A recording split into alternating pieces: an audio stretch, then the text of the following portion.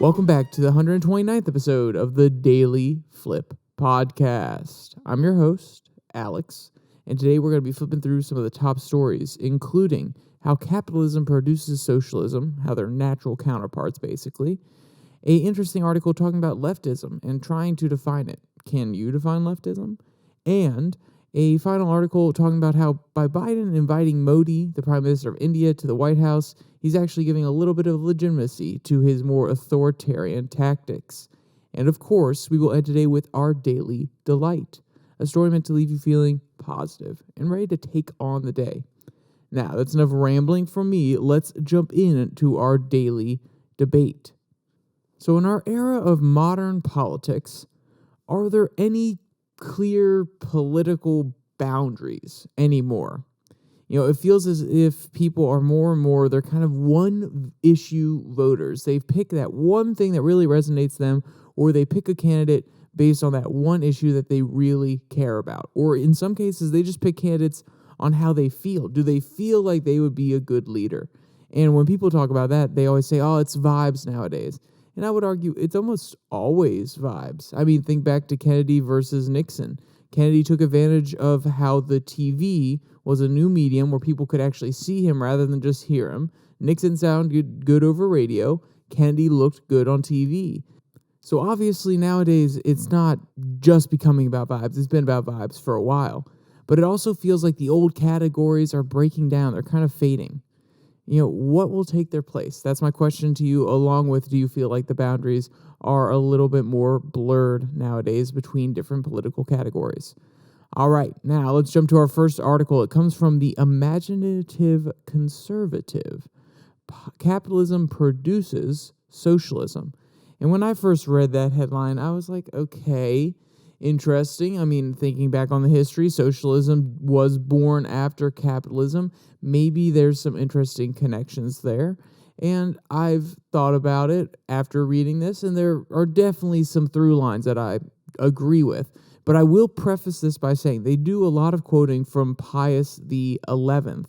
And you have to understand that where Pius is coming from, he's the leader of he's the Pope, he's the leader of the Catholic Church, and he's speaking in a post-Catholic hegemonic world or post-Vatican hegemonic world. So, of course, he wants to return to the hierarchical system that had the church at the top, basically giving him all the authority on earth. And I'm not saying his reasons aren't justified. I'm not saying his logic isn't sound, but, of course, it comes from a perspective like that. So take it with a grain of salt when you're hearing these arguments, but also don't dismiss them outright.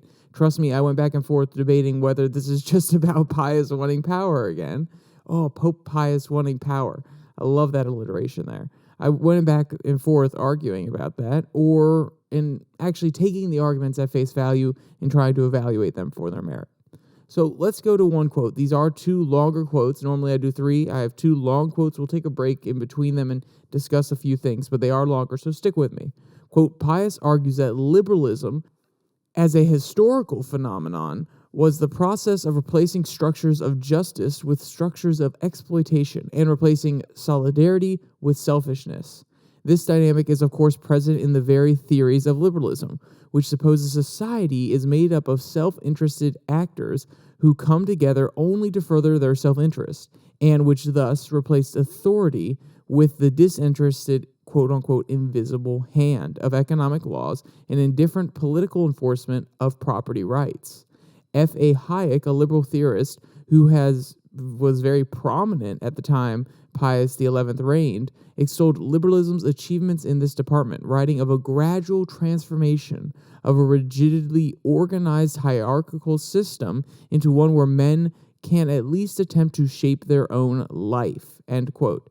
So what they're getting at here is before, in the time of the church's power, there was a really strict hierarchy and one that was aimed towards the good of the whole. And rather than calling it collectivism, they call it solidarity here, in that through this system, through this natural hierarchy that had formed, they were all aiming for the same thing. So the people at the bottom were supporting the church. The church was trying to support their mission to spread Christianity and also support the people below it. And then the head of the church, that was funded by the church, obviously, and they were looking out for the truth, trying to reach the best possible truth that they could during their time, and also supporting the church below them, putting out policies that pursue the truth and help the church, and also help the people at the bottom of the hierarchy, at the bottom of the pyramid. So there's this solidarity between all the layers of the hierarchy. And where this does fall apart a little bit for me is people are naturally self-interested, or at least that's what I believe. Now, maybe Pius has a different assumption that he's working from in the idea of his worldview, but I believe that people are naturally self-interested. So if you put one person as a central authority above the church, as, say, a pope or even a cardinal or a bishop in a locale, then they could exploit the hierarchy, the power that they have at the top of that food pyramid. That's kind of a weird way to put it, at the top of the hierarchical structure, and they could then use the people below for their own means. So with the new system of liberalism, the ideal is that, okay, everybody is self-interested, but in order for them to best pursue their self-interest, they actually have to feed into a system, this idea of a economic invisible hand, a system that channels that self-interest into helping the society. By pursuing their own self-interest in the market, they're actually being competitive. They're actually forcing prices to go down at a different shop who offers the same goods. Because, you want to be the best producer, you want to have the cheapest product, so more people will come to you. That's your self-interest. But then you're also forcing your competitor to lower their prices, and guess who that benefits? That benefits the consumer. And then in order to make new products, you have to innovate, which helps you get more customers, but also that innovation eventually helps the consumer and other industries. So you can see at least the framework of how this self-interested system is supposed to channel that idea that, oh, no, hey, we're self-interested. We got to channel that into something that will help everybody. And Pius says, okay, maybe there's some structure there, but that actually leads to a lot more problems than it's worth. And there is some pushback from Hayek here. Hayek's like, no, this is good. We're actually finding a way to channel sin.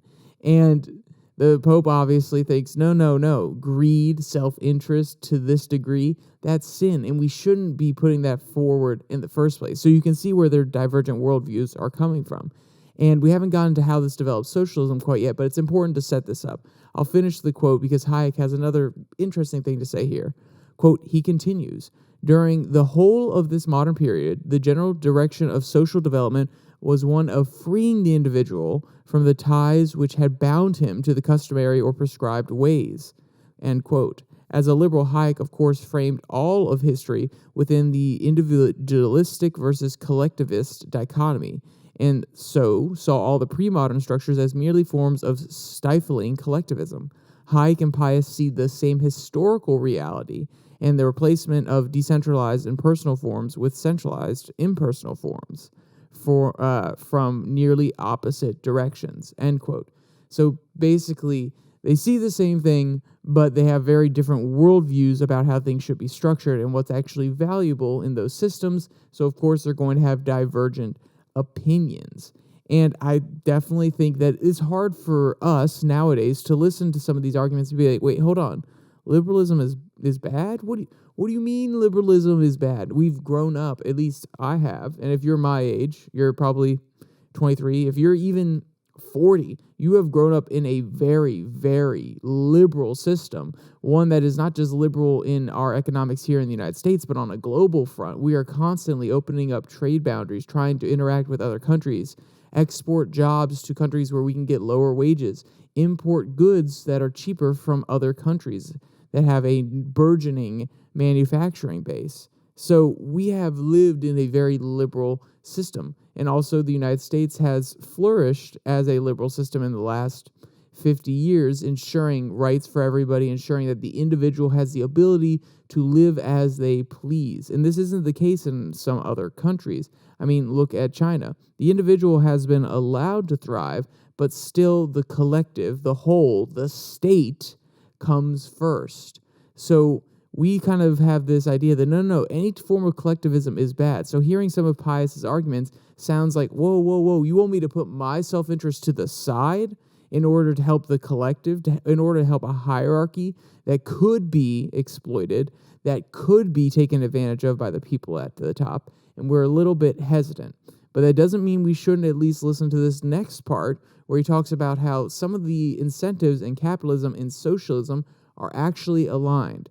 So we set up why Pius believes what he believes, and we've pushed back a little bit, but now we need to hear the part where, okay, socialism is born of capitalism. And just because we don't agree with everything he said before, we need to listen to this part, because I think it's very, very important to understand the strings that connect the two, because it will actually help anybody who doesn't want our world, our beautiful democracy here, to turn into a socialist democracy, or even anyone who wants it to become a socialist democracy. You have to understand either what you're pushing back against or what strings you need to pull in order to make it. Let's be clear, I don't want to make any socialist of you. I don't want to help the socialist revolution. But if you listen to this and you are an avid socialist and you want to use this to do it, go right ahead. Just don't quote me or don't put me down as a reference when you're writing your manifesto. That'd be amazing.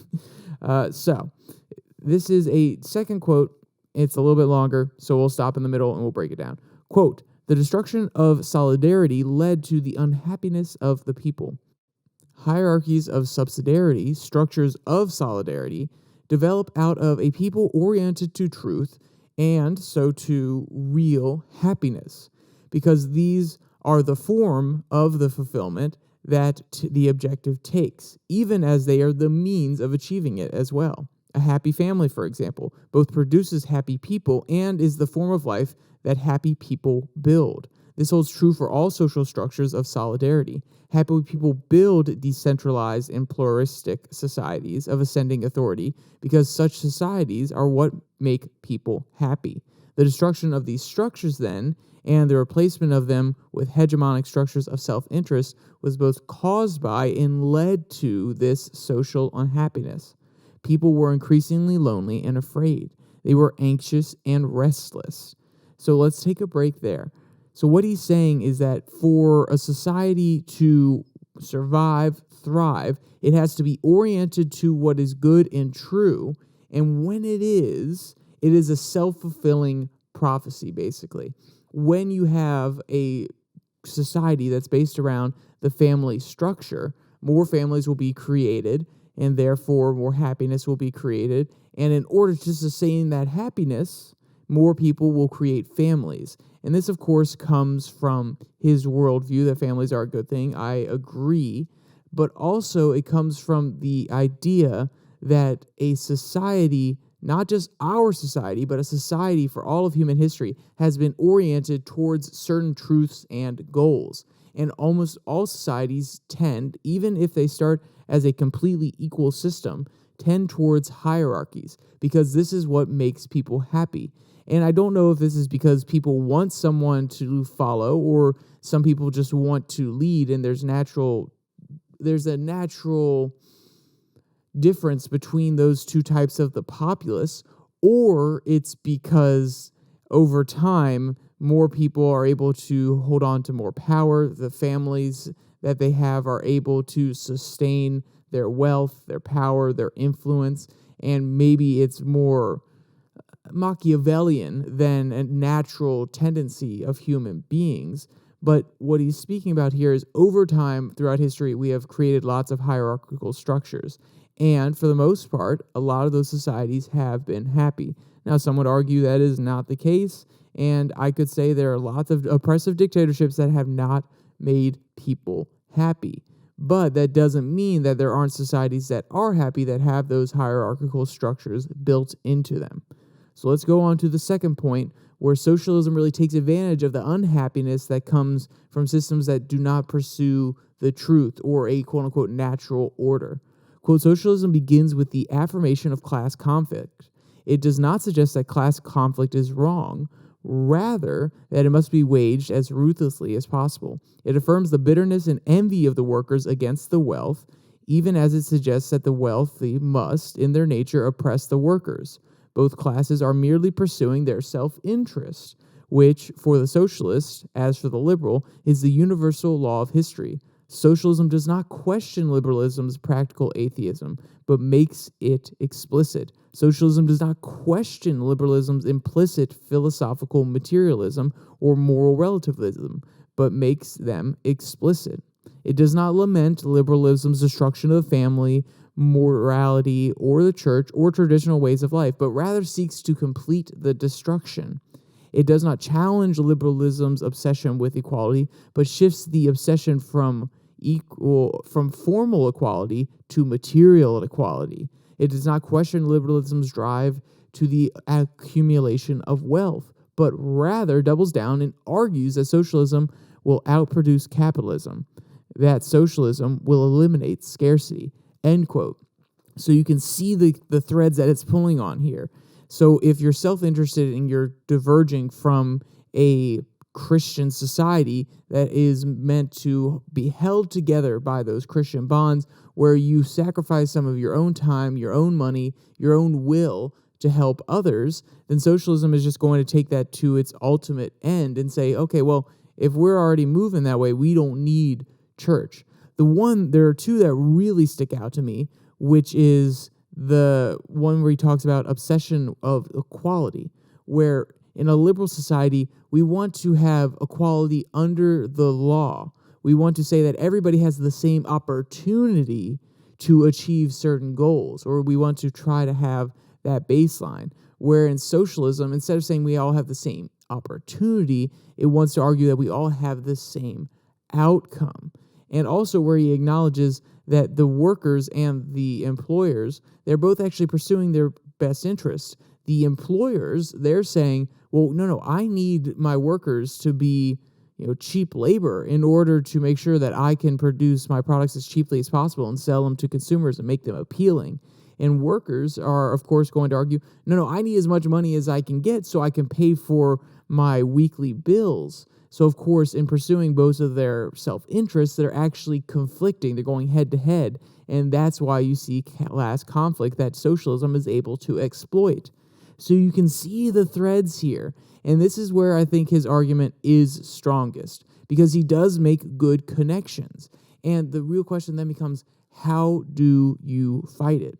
And my argument would be, you have to have a strong social fabric. And if you've listened to Ben Shapiro, or even Kyle Kulinski briefly mentions this, or Tim Pool, who's a little bit of a liberal, he says it as, we have to have a strong culture. But all of them are speaking to the fact that there's an underlying morality, or if you would rather, an underlying tendency that we need to have as a society towards helping one another, towards having strong compassion and love for one another. And this is very easy to explain because for a long time we had that. We had that in the idea that a lot of people were religious, but even if they weren't religious, there was a strong moral pull in the system in order to give a little bit extra of your money to charity, to create foundations like Rockefeller. He may have been a billionaire, but he gave a lot of his money to charity. He gave a lot of his money to universities and libraries. And of course, that bought him political sway, but also he gave a lot of it away because he was trying to be charitable. And when you have that sort of system in place, when you have an underlying moral assumption that we have to be moral people, we have to look out for others, not just ourselves, you can pursue your self-interest and you can do it at the expense of others, but you should still give back to your community, your nation, your country as a whole. And in order to reinvest, or in order to recreate that, I would say we would probably have to move towards either a more Christian worldview, or we would have to have a really strong culture shift. And we would have to really praise, rather than people that have immoral behaviors on social media, we praise the good people in our society, the ones that follow the rules, the ones who are moral, who lead by a good example, not the ones who are making millions of dollars by shaking their booties. That's just my opinion. I don't think that it's going to happen anytime soon, but maybe there'll be a cultural realignment. And I think there's going to have to be. Otherwise, we're just going to get closer and closer to a system that is not actually looking out for everybody, but where everybody is just looking out for themselves. And in order for the system to actually look out for people, the society look out for people, we're going to have to wield the hammer of government. And that's never good, because that actually leads to the government infringing upon your individuality, which is what liberalism is all about. So by becoming too liberal and trying to also imply that we need to focus on the rest of society, we actually empower the government to do it, rather than saying, no, this is on us on the social side. You government, you just pass trade policies, you pass monetary policies, a few laws here or there that we think are important, keep the social fabric okay on the boundaries, and we'll make sure that it's all knitted well and there are no holes here in the center. We'll see how it all pans out. I thought it was an interesting argument for Pius. It did take a long time, but let's jump to a quick 2 articles. We're going to go to the one from Hot Air first. Can you identify or define leftism? So this is, of course, a important one, because we are talking nowadays about leftism a lot more frequently. You have it mentioned a lot more in the news media. You have people outright calling themselves leftists. So being able to define it would be very important. And the first quote I had here was talking about how there's a difference between liberalism and leftism. They're not the same thing. I think just saying that is enough that the quote's not going to be important. Let's actually get to the part where the author here defines what leftism is. And let's be clear, this is Dennis Prager, so he is conservative. He's coming from that point of view, and you may not like his definition, but I think it's one that is backed up a little bit by evidence in his second quote, or that I pulled from this article. Quote, "What then is leftism? Leftism is the attempt to destroy the past, every value, every institution, the good as well as what is regarded as the bad. That is why leftists, by definition, hate conservatism. Conservatism seeks to conserve the best from the past. The left seeks to destroy the past, including the best. The first of the modern left-wing revolutions, the French Revolution, quite concisely sought to destroy every major institution and value of French society. Not just the monarchy, but God, religion, the legal system, traditional notions of good and evil, the calendar, the way of telling time, the old weights and measures, and even the names of the days of the week. In other words, the past. Just like the left in contemporary America, the leftists in the French Revolution toppled statues. In their cases, the statues were of every king of France. The next major left-wing revolution, the Russian, did the same. As the Soviet dissident joke went, quote, in the Soviet Union, the future is known. It's the past, which is always changing, end quote. And now you can begin to understand leftism, end quote. So you can see what he's playing at here, which is in leftism. And if you want to generally call it leftism, or you could call it a radical progressivism, radical socialism, you could give it a whole bunch of names, but leftism is a broad category name. Any movement that seeks to radically change the culture says, hey, we need to make sure that the old vestiges, the old institutions, the old view of things is no longer hindering our movement forward. We do not want to be held down. We do not want to have to remember how things used to be done. We don't want those structures to still be in place. So instead of slowly phasing them out, instead of just saying, no, they were bad, we actually have to actively destroy them and undermine them and make sure that there's no memory of them. And that's a very interesting position. And I think that Dennis Prager, of course, coming from the conservative side, is very negative towards them. And I would say that the conservatives, while they do want to conserve, there is also this idea that, well, we have to, at the end of the day, conserve for conservation's sake. And he does make a very important difference here, which I do agree with, which is, no, we need to conserve the good. And that's what some young conservatives or people who are conservative but don't necessarily truly understand what conservatism is say we have to conserve everything as it is. No.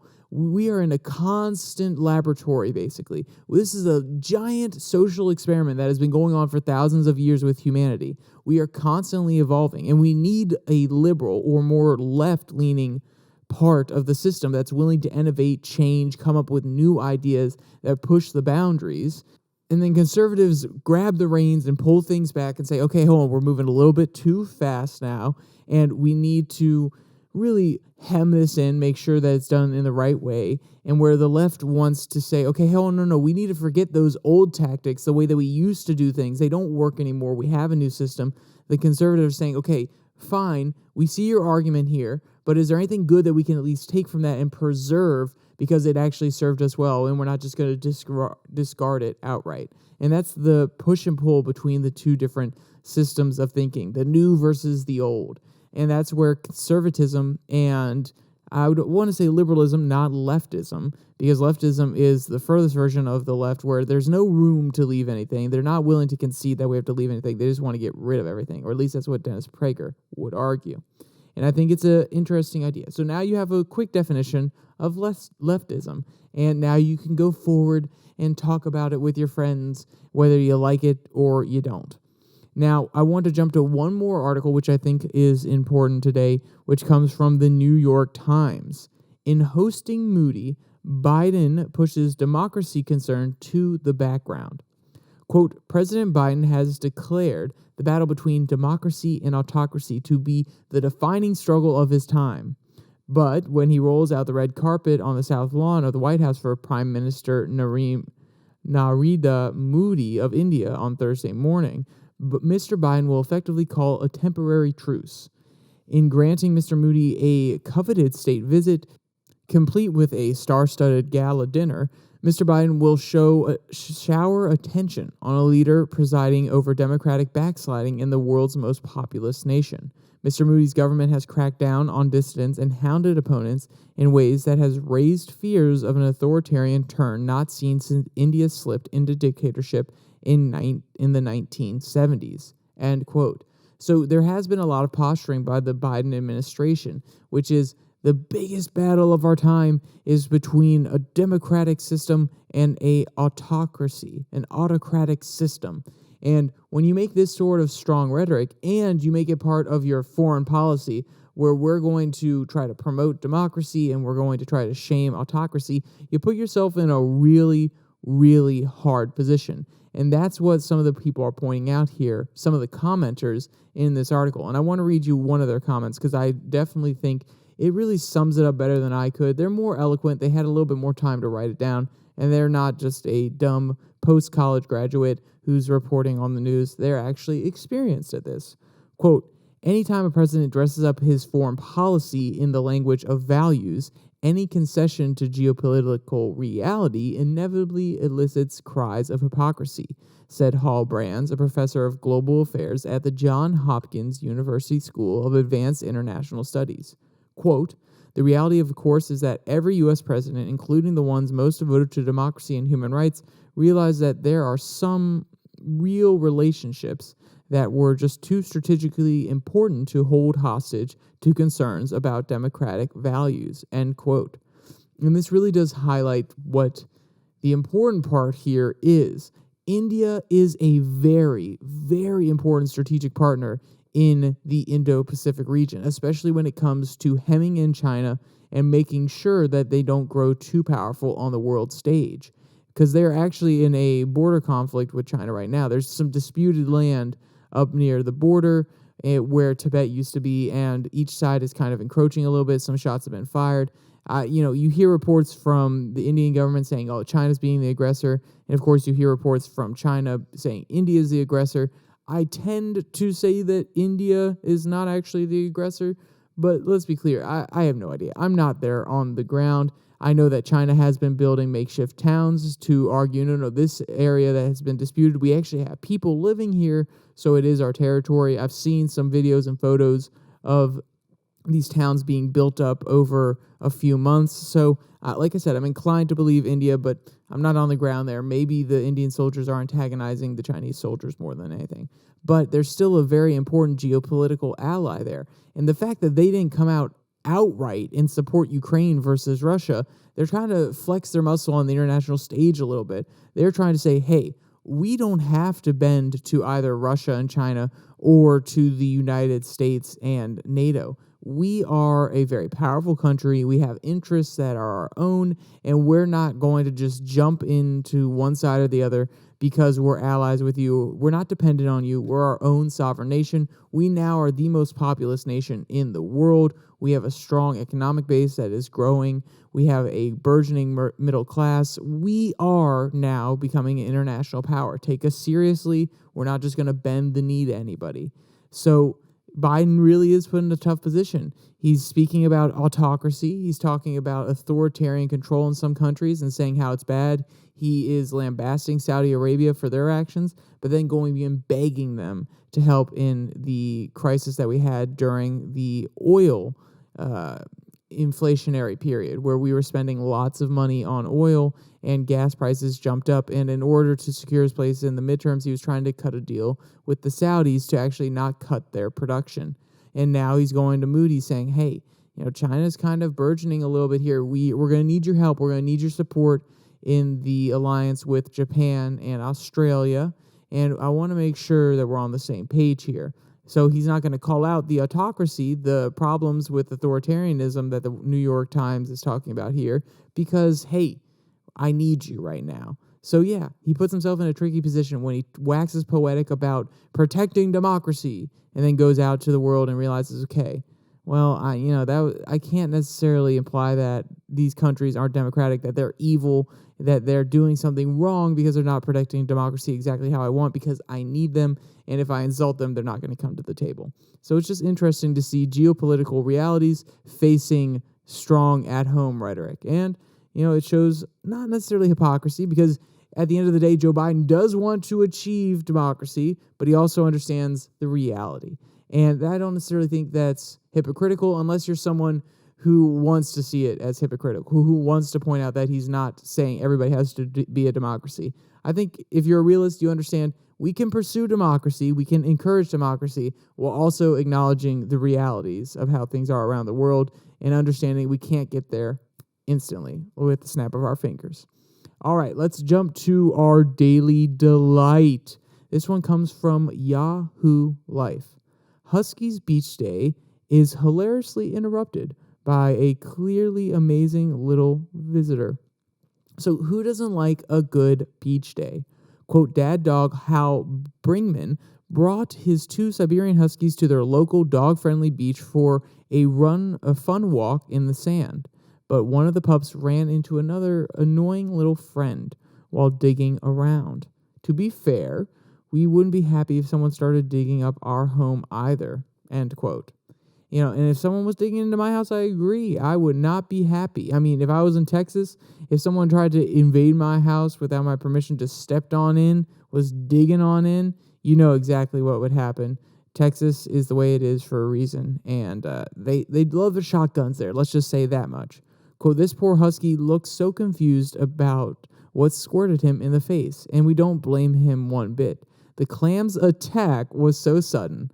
Luckily, it was just a little squirt of water and got the message across, so both parties peacefully parted ways, end quote.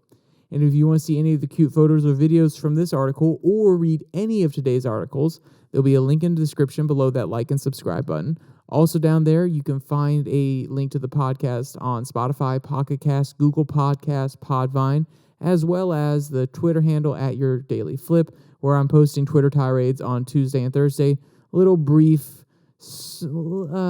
rants, basically, that are not scripted like they are here on YouTube, or at least I don't have quotes and I haven't researched them as much. I'm just kind of going off on a topic, and that is, like I said, Twitter exclusive at Your Daily Flip. With all that said, there's only one more thing to say. Stay safe. Don't die.